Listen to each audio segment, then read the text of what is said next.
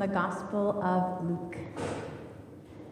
Now on that same day when Jesus had appeared to Mary Magdalene, 2 disciples were going to a village called Emmaus, about 7 miles from Jerusalem, and talking with each other about all these things that had happened. While they were talking and discussing, Jesus himself came near and went with them, but their eyes were kept from recognizing him. And he said to them, "What are you discussing with each other while you walk along?" They stood still, looking sad. Then one of them, whose name was Cleopas, answered him, "Are you the only stranger in Jerusalem who does not know the things that have taken place there in these days?" He asked them, "What things?" They replied, "The things about Jesus of Nazareth, who was a prophet, mighty in deed and word before God and all the people, and how our chief priests and leaders handed him over to be condemned to death and crucified him. But we had hoped that he was the one to redeem Israel. Yes, and besides all of this, it is now the 3rd day since these things took place. Moreover, some women in our group astounded us. They were at the tomb early this morning, and when they did not find his body there, they came back and told us that they had indeed seen a vision of angels who said that he was alive." Some of those who were with us went to the tomb and found it just as the women had said, but they did not see him. Then he said to them, "Oh, how foolish you are, and how slow of heart to believe all that the prophets have declared.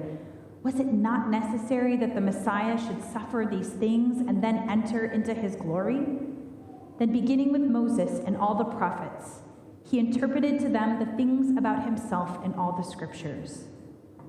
As they came near to the village to which they were going, he walked ahead as if he were going on. But they urged him strongly, saying, "Stay with us, because it's almost evening and the day is now nearly over." So he went in to stay with them. When he was at the table with them, he took bread, blessed and broke it, and gave it to them. Then their eyes were opened and they recognized him, and he vanished from their sight. They said to each other, "Were not our hearts burning within us while he was talking to us on the road, while he was opening the scriptures to us?" That same hour they got up and returned to Jerusalem, and they found the 11 and their companions gathered together. They were saying, "The Lord is risen indeed, and he's appeared to Simon." Then they told them what had happened on the road and how he had been made known to them in the breaking of the bread.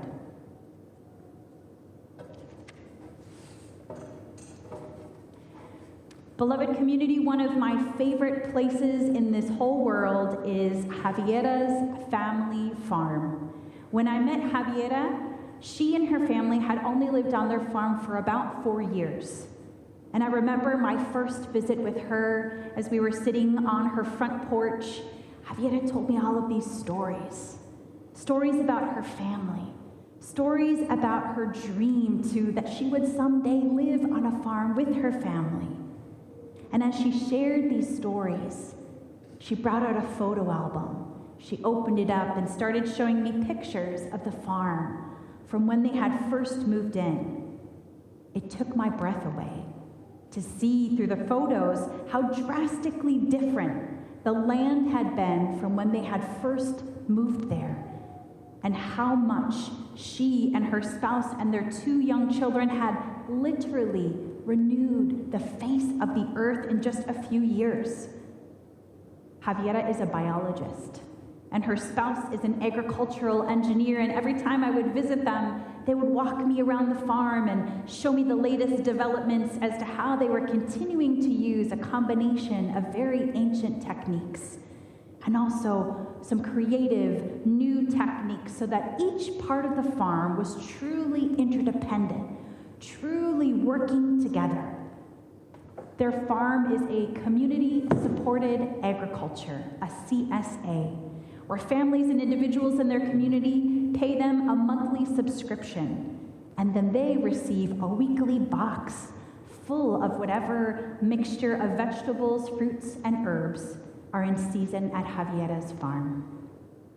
Javiera invited me into her home countless times chatting around her kitchen island as she prepared something delicious, as we drank hot tea gathered in her living room.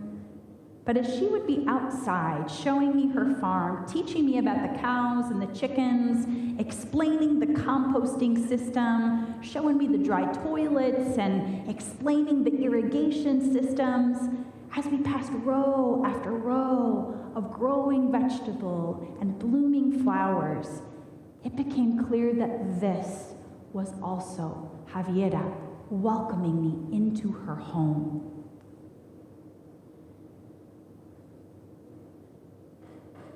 I would take groups to her farm for spiritual retreats, and she would cook us every meal except for supper, because at some point during the day, Javiera or her spouse would take us into the fields where we could harvest the vegetables and the herbs that then we would use to cook together for a meal to have supper.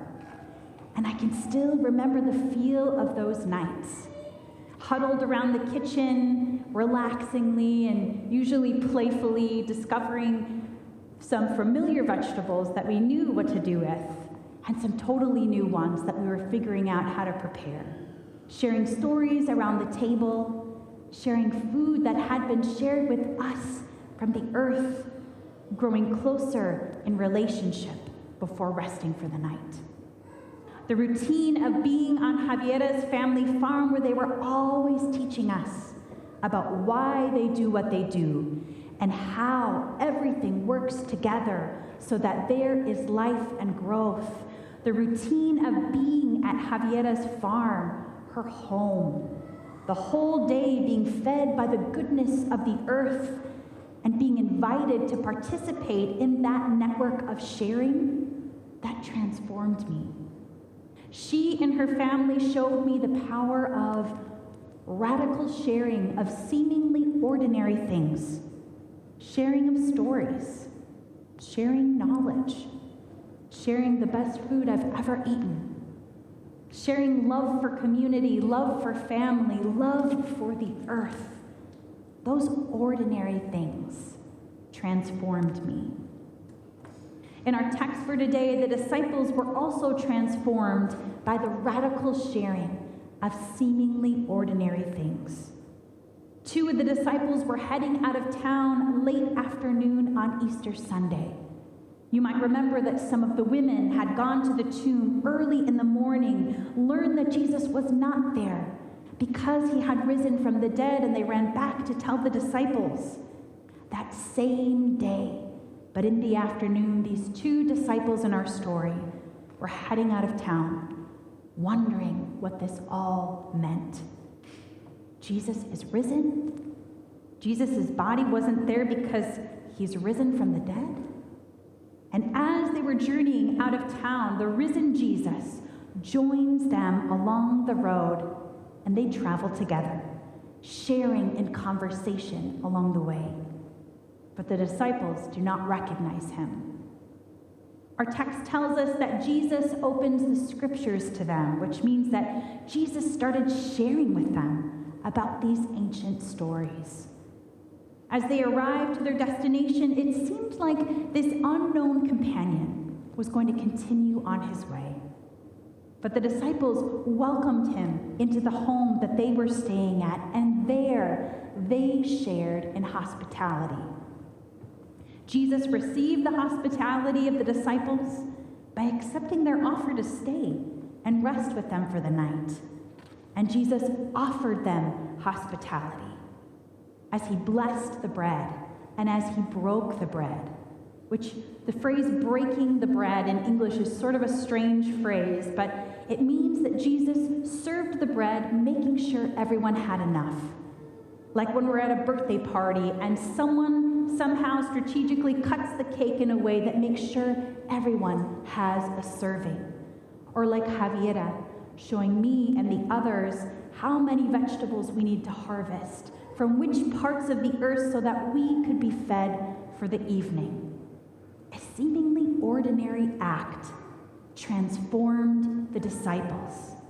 It was in that radical sharing at the table that they started to make connections.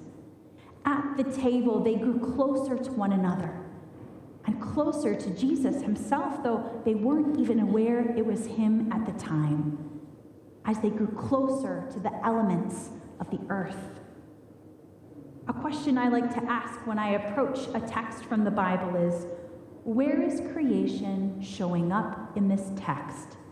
How is creation participating in this story? And experiences like all of my visits to Javier's family's farm help me to recognize creation showing up here in this story. Creation participating in the radical sharing of seemingly ordinary things like bread and sharing a meal around a table. In this story, an interdependent and diverse set of elements came together to feed a household.